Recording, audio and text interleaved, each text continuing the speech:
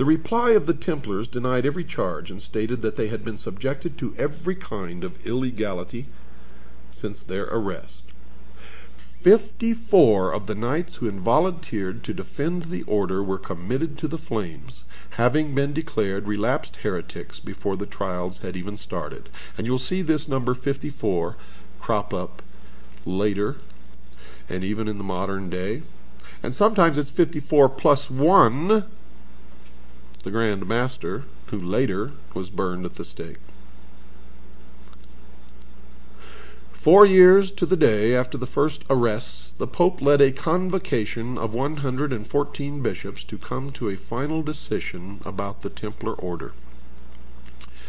Well, folks, the prelates of Spain, England, Germany, Denmark, Ireland, and Scotland called for the Templars to be allowed to defend themselves.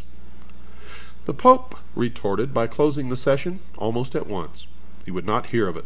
Out of 1,500 to 2,000 Templars who were in hiding in the vicinity, 9 knights actually came forward to testify for the order. The Pope doubled his guard and sent a message to the king to do the same. As there was still danger from the hidden knights, they were not heard. Only 1 Italian prelate and 3 French ones voted to prevent the order from putting in its defense. Now Philippe, deciding that something should be done to hasten affairs, set off for Venice in the conference. His arrival had an electric effect. On his sole authority, the Pope almost immediately abolished the order in a secret consistory.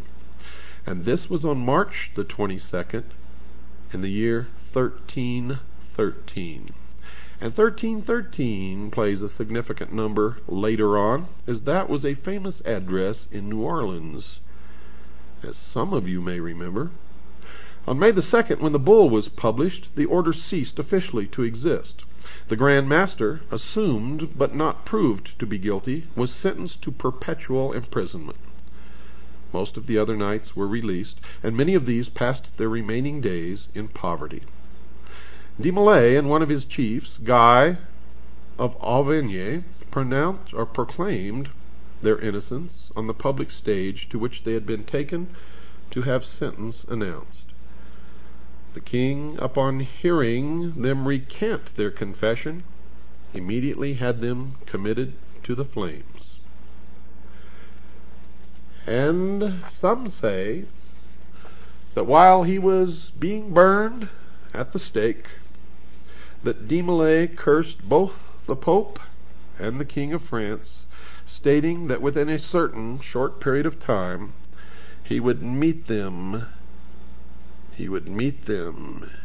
in another life in front of God, who would judge them for their crimes.